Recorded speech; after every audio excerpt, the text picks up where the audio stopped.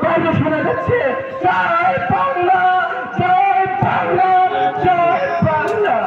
কিন্তু আমি ভেবেছিলাম এই হয়তো আমার দুঃখের অবসান হলো, আমি মনে হয় স্বাধীন মতো বাঁচতে পারবো, সবার মতো বাঁচতে পারবো। কিন্তু সেদিন থেকেই শুরু হলো আমার এই কালো অধ্যায়।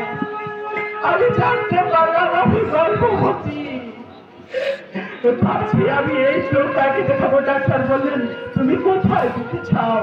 আমি এই অবস্থানে কোথায় যাবো, কার কাছে দাঁড়াবো?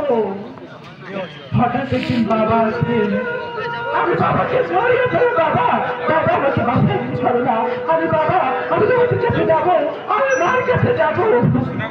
বাবা বললেন আমি তোকে নিতে এসেছি মা, তুই থাক, ধরে এসে তোকে নিয়ে যাবো। কিন্তু আমি বাবার চাউলিতে বুঝতে পারলাম বাবা আমাকে আর নিতে আসবে।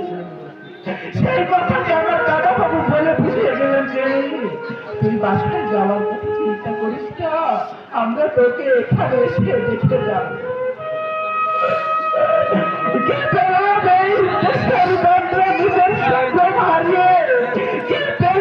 সমাজের কাছে কি পেলাম এই মানুষের কাছে?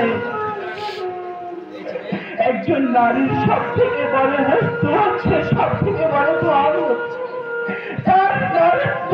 এই নারীত্বকে বিসর্জন দিয়ে আমি কি পেলাম তোমাদের কাছে বলতে পারি? এভাবেই তার বাকি জীবনটা কেটে গেল। ধন্যবাদ।